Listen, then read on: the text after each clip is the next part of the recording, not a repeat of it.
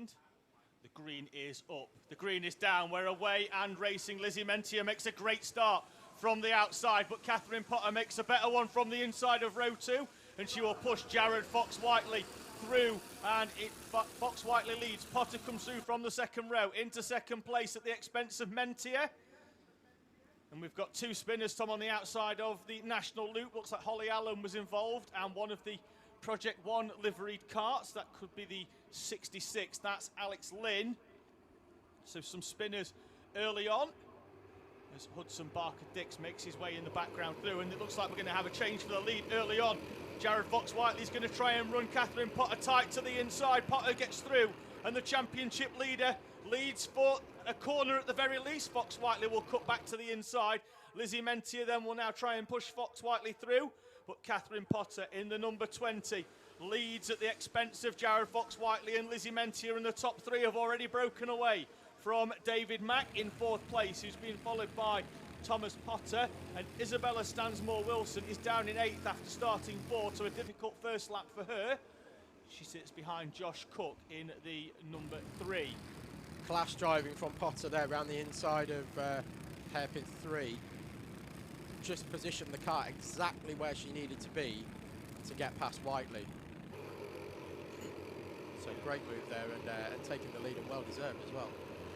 Fantastic. So Catherine Potter needing to match Lizzie Mentier's overall score from the day, and that is if Jared Fox-Whiteley and David Mack can maximum score. If not, then she can bring that points tally down by 1 or 2 and still match Lizzie Mentier and wrap the championship up. But she's certainly in pole position when it comes to the Cadet Championship. Jared Fox-Whiteley, though, did win the opening heat and score a maximum 50 points for that one. Currently sits in second, right on the back of Catherine Potter, with Lizzie Mentier behind. Fox-Whiteley looking pretty racy, trying to get that aero slipstream, get down behind the wheel and get a run on Potter, but it's not quite enough, and Mentier's right there as well. Is she going to go wide and try the overcut? Not quite. No, Potter defending early as well, isn't she, there into hairpin number 3, and it means Fox-Whiteley's got to either go round the outside and open the door to Mentier or find another way through, but they are nose to tail as they come through the D chicane and round the national loop through the chicane section, and then hard on the brakes for the first of the 4 tight hairpins. And there you see again Potter goes to the middle of the track to defend. She'll probably do the same as well, although runs a little bit wider, knowing that she's really got the work done at hairpin 1. I'm just wondering if there's been any contact for Fox-Whiteley, because his left-hand side pod, as we look at it there, is looking very low to the ground. Looks like it's scraping along. Yeah, off the start line maybe, where they go side by side. That would be the side. He was on the inside, wasn't he, on pole? Oh, and there's Mentier up the inside. Opportunistic there from Lizzie. Now they're going to go side by side. And the problem there with that, as Fox-Whiteley ducks back to the inside, is that they've both now fallen 2 or 3 kart lengths behind Catherine Potter, whereas they were nose to tail before. And I think Mentier, that's what he was trying to say, come across the line. Yeah, he gave a little tap of his helmet, but there's Mentier up the inside again. Thought she could have potentially shown her hand early, but the move is done, and now she goes through, and looks like Fox-Whiteley's been forced all the way back by a couple of kart lengths. I think he had to come onto the brakes to avoid going onto the grass. That's right, he got bolts coming out of hairpin 1 by Mentier, who again positioned her kart perfectly in the passing of Fox-Whiteley. So that's both, or 2 of our ladies who are now first and second on the road, and both of them have positioned their karts brilliantly to overtake the very, very fast Jared Fox-Whiteley. Lizzie Mentier setting the fastest lap of the race on that last lap. So with the overtake as well, 48.1, and that gap is down to 0.3 to Catherine Potter.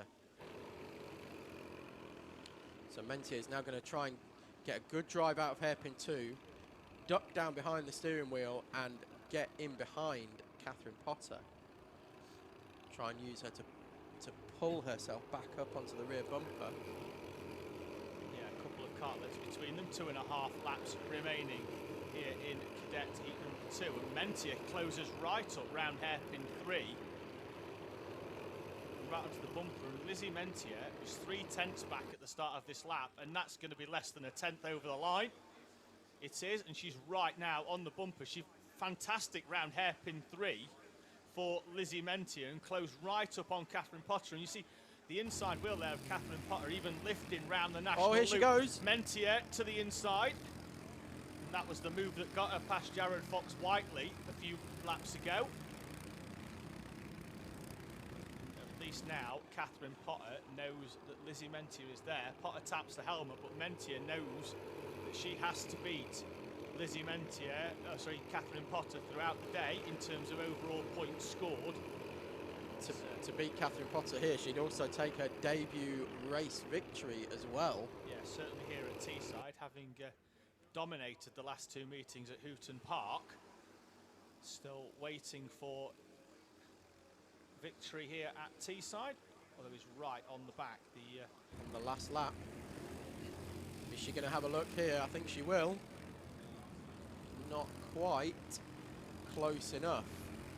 Potter doing well again, and she saw Mentier come through on the last lap, or have that look up the inside into hairpin 1, and again, just racecraft of Catherine Potter is excellent, just positions the car very, very well, and you will see her hold a tighter line here that prevents Mentier from coming up the inside, and again into hairpin 4. Oh, and no, she left the door open, and Mentier takes it. And she's through. A little bit of side-by-side contact, but that was perfectly fine from Mentier, and there she comes across the line for her first ever victory in the Teesside Sprint Series. So, Lizzie Mentier once again gets in front of Catherine Potter and makes the job a little bit harder for Catherine to get the championship wrapped up today. Mentier keeping the hopes alive in the number 50, although only being 10 years old. She's got certainly another opportunity at the Cadet Championship next year, and certainly will start next season, although we don't want to wish this one away too quickly, as one of the favourites for the title here at Teesside Karting. And just as I was talking about Catherine Potter positioning her kart so well, she just left the door open, and Lizzie Mentier was not going to need a second opportunity to come through. Final corner of the final lap, and congratulations to her